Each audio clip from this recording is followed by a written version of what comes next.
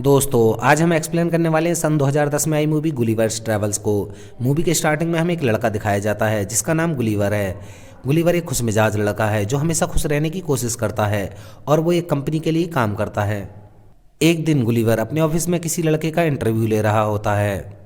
Gulliver उस लड़के से सवाल करता है, लेकिन वो कुछ ऐसे सवाल करता है जिनका उस जॉब से कोई भी लेना देना नहीं होता है। लेकिन तभी कुछ देर बाद गुलिवर को पता चलता है कि वो लड़का पहले ही सिलेक्ट हो चुका है। फिर गुलिवर उस लड़के को घुमाने के लिए पूरे ऑफिस में ले जाता है।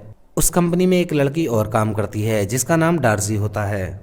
गुलिवर उस नए लड़के को डार्जी से भी मिलवाता है। वो नया लड़का डार्जी को देखकर ये समझ जाता है कि गुलिवर इसको पसंद करता है, पर वो अपनी बात को कह नहीं पाता है। मूवी के अगले ही सीन में हमें दिखाया जाता है कि गुलिवर और वो नया लड़का लिफ्ट के जरिए कहीं जा रहे होते हैं।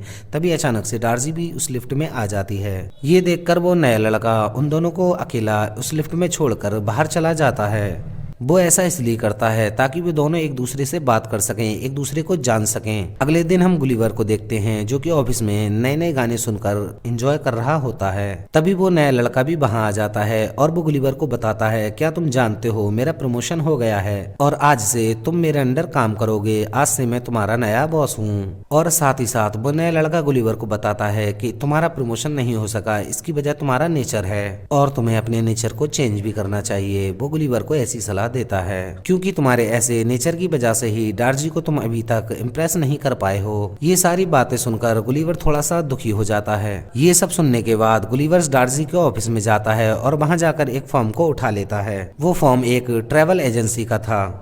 डार्जी उससे पूछती है, क्या तुम ट्रैवलिंग में इंटरेस्टेड हो? तो गुलिवर उसे बताता है कि हाँ, मैंने कई सारे देशों की यात्रा भी की है, जैसे कि अमेरिका, इंडिया और बहुत सारे देशों की। ये सब सुनकर डार्जी खुश हो जाती है और डार्जी गुलिवर को कहती है कि तुमने इतने सारी जगहों की यात्रा की है तो क्यों ना तुम्हें अपना एक्सपीरियंस लिखना चाहिए उन सारी जगहों के बारे में। डार्जी की बात सुनकर गुलिवर वो अपने सारे एक्सपीरियंस लिखना शुरू कर देता है, लेकिन जैसे ही वो लिखना शुरू करता है तब वो कुछ भी नहीं लिख पाता क्योंकि उसे जितना भी उसने ट्रैवल किया था उसमें से उसे कुछ भी याद नहीं रहता है। और उसके बाद हमें पता चलता है कि गुलिवर ने डार्जी से झूठ बोला है, जबकि वो कहीं भी घूमने नहीं गया है, तो इसलिए वो कुछ भी नहीं लिख पा रहा था। तभी वो इंटरनेट के माध्यम से अलग अलग पैराग्राफ्स और आर्टिकल्स पढ़ता है जिनको वो तोड़ मड़ोड़ कर अपना एक आर्टिकल बना लेता है।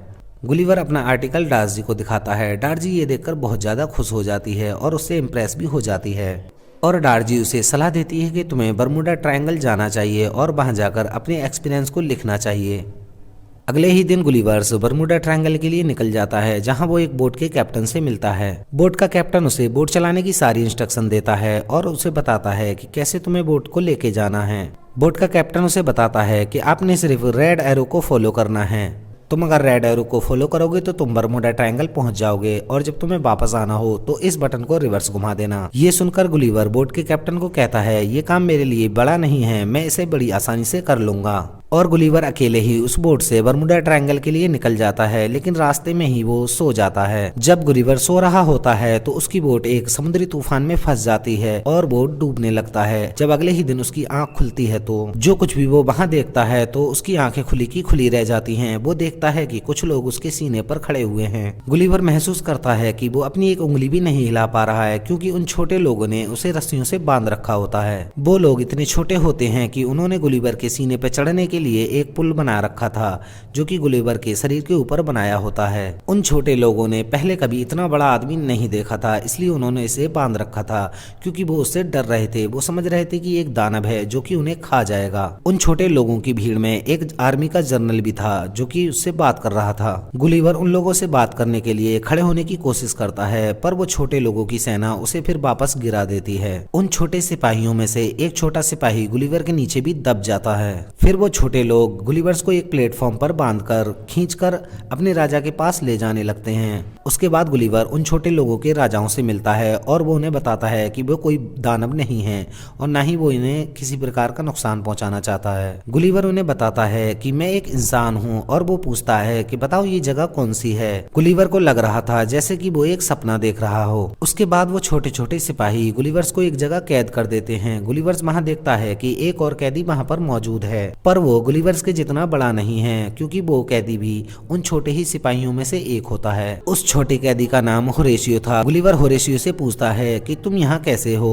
होरेशियो गुलिवर्स को बताता है कि मैं यहाँ पर इसलिए कैद कर दिया गया हूँ क्योंकि मैं प्रिंसेस से बहुत ज्यादा प्यार करता हूँ। और साथ ही होरेशियो गुलिवर को बताता है कि उसे कैद करने वाला और कोई नहीं बल्कि आर्मी का जनरल ही है जिसने उसे यहाँ पर कैद कर रखा है। वे दोनों बात कर ही रहे होते हैं, तभी वहाँ पर वो जनरल आ जाता है जो कि राजकुमारी का फियांसे है। तब गुलिवर उस जनरल को बोलता है कि तुम बहुत बड़े बेवकूफ आदमी हो। इस पर जनरल उससे पूछता है कि ये बेवकूफ क्या होता है, तो गुलिवर उसे बताता है कि बेवकूफ का मतलब होता है तुम बहुत ही बहादुर हो। इस पर वो जनरल बहुत ज्यादा खुश हो जाता है और खुद को बार बार जोर जोर से बेवकूफ कहने लगता है। फिर एक दिन वो जनरल गुलिवर को बैल की जगह एक हल में लगाता है और खुद उसके ऊपर बैठकर राइड करने लगता है। वो ऐसा कर ही रहे होते हैं, तभी वो देखते हैं कि किसी दूसरे किंगडम ने उनके किंगडम के ऊपर हमला कर दिया है। तभी वो लोग जिन्होंने उस किंगडम पर हमला किया होता है वो राजा के महल में आग लगा देते हैं और प्रिंसेस को बंदी बना लेते हैं। तभी वहाँ पर गुलिवर आ जाता है और वो प्रिंसेस को बचा लेता है। लेकिन दूसरी तरफ हम देखते हैं कि पूरे पैलेस में आग लग चुकी है। सारे लोग इधर उधर अपनी जान बचाने के लिए भाग रहे हैं। इस पर गुलिवर बोलता है कि आप इधर उधर मत भागिए, आग मैं बुझा दूंगा। इसके बाद गुलिवर आग बुझा देता है। जब गुलिवर आग बुझा रहा होता है तो कुछ पानी जनरल के ऊपर भी चला जाता है, जिससे जनरल बहुत ज्यादा गुस्सा होता है और वहाँ से चला जाता है। ये देखकर किंग बहुत ज्यादा खुश होता है और वो गुलिवर को खाने पर इनवाइट करता है।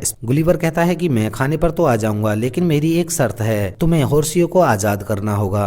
इस पर किंग मान जाता है और होर्सियो को आजाद कर देता है। गुलिवर उन सारे लोगों के साथ खाना खा रहा होता है। किंग पूछता है कि क्या तुम नदी के रास्ते यहाँ आए हो? इस पर गुलिवर कहता है नहीं, मैं तो न्यूयॉर्क से यहाँ आया हूँ। वे सारे लोग गुलिवर को यूएसए का राष्ट्रपति समझने लगते हैं। ये देखकर गुलिवर वहाँ पर बड़ी बड़ी बातें करने लगता है। गुलिवर बताता है कि मैंने कई बार न्यूयॉर्क शहर को और वहाँ के लोगों को बचाया है। गुलिवर बातों ही बातों में बोल जाता है कि वो न्यूयॉर्क का सबसे पावरफुल और चतुर प्रेसिडेंट है। तब किंग बोलता है कि हम बहुत जल्दी ही तुम्हारी उस डूबी हुई बोट को ढूंढ लेंगे। वो किंग गुलिवर के लिए एक बहुत बड़ा पैलेस बनवाता है जिसमें गुलिवर आराम से रह सके। गुलिवर ने होर्सियो को आजाद करवाया था, इसलिए उन दोनों के बीच में बहुत गहरी दोस्ती हो जाती है। तब होर्सियो गुलिवर से पूछता है कि प्रिंसेस को कैसे इम्प्रेस किया जाए। गुलिवर जैसे जैसे होर्सियो को बताता है, होर्सियो वैसे वैसे ही उसको फॉलो करने लगता है। जहाँ पर गुलिवर होर्सियो से वो सारी बेवकूफ वाली हरकतें करवाता है जो कि वो खुद भी करता रहता है। मगर इस सब के बाद भी प्रिंसेस होर्सियो से इम्प्रेस हो जाती है।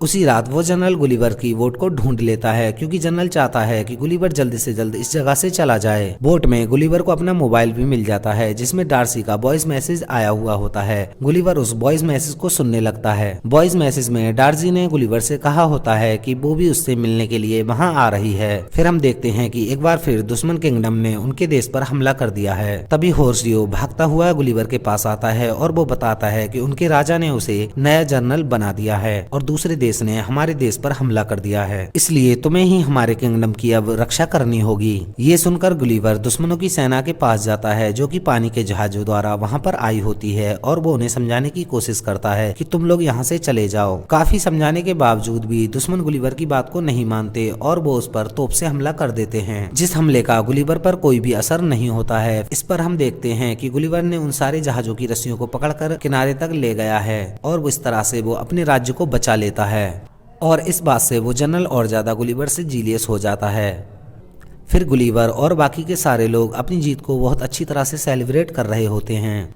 इस तरह से गुलिवर उन लोगों के लिए एक हीरो बन जाता है और राजा उसे और भी अच्छी सर्विसेज उपलब्ध कराता है। इस सब के बाद प्रिंसेस जनरल से अपनी एंगेजमेंट तोड़ देती है, जिससे जनरल को बहुत ज्यादा गुस्सा आता है और वो इसलिए दुश्मनों की फौज से जाकर मिल जाता है और वो जनरल गुलिवर की बोट से एक फार्मूला चुरा लेता है जिसमें कि रोबोट बनाने का पूरा प्रोसेस लिखा हुआ होता है। मूवी के अगले सीन में हमें दिखाया जाता है कि जनरल जो कि एक रोबोट बनकर गुलिवर के सामने आ जाता है। जब गुलिवर उस रोबोट को देखता है तो वो काफी ज्यादा डर जाता है। तभी अगले ही पल वो रोबोट गुलिवर को उठाकर हवा में उछालने वाला ही होता है। इससे सभी लोगों को गुलिवर की रियलिटी का पता चल जाता है। जब गुलिवर हवा में लटका हुआ होता है तो वो सब लोगों को बताता है कि उसने जितनी भी सारी बातें की थी, जो बड़े झूठ बोले थे, वो सब एक झूठी कहानी थी। वो सच में इतना बहादुर नहीं है। तभी वो जनरल गुलिवर को बांधकर एक नाव में दूसरी जगह भिजवा देता है, जहाँ पर जाकर गुलिवर को लगता है कि वो अपनी असली दुनिया में आ गया है, लेकिन असल में ऐसा नहीं होता है। मगर गुलिवर इस बार बिल्कुल अपोजिट जगह पर आ गया है। पहले वो जहाँ इतने छोटे लोगों के बीच पहुंच गया था, लेकिन अब वो इस जगह पर देखता है कि वहाँ पर लोग उससे उससे भी ज्यादा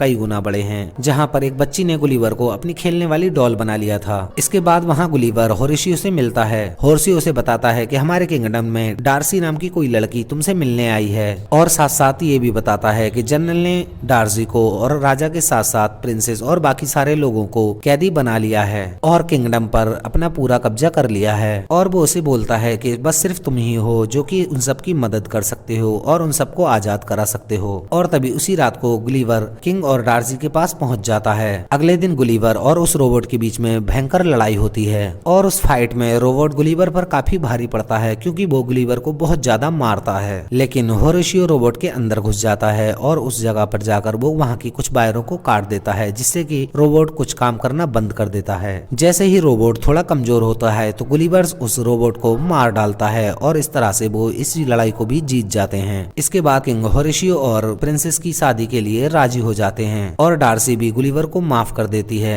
लेकिन तभी वो जनरल आकर प्रिंसेस को पकड़ लेता है। तभी प्रिंसेस खुद को जनरल से छुड़ाने की कोशिश करती है और वो एक जोर का पंच जनरल के मुंह पर मार देती है, जिससे जनरल वहीं पर ढेर हो जाता है। फिर डार्सी और गुलिवर एक दूसरे से बात करने लगते और यहीं पर इस मूवी का एंड हो जाता है। ऐसी और इंटरेस्टिंग मूवी एक्सप्लेन देखने के लिए प्लीज हमारे चैनल को सब्सक्राइब करें। धन्यवाद।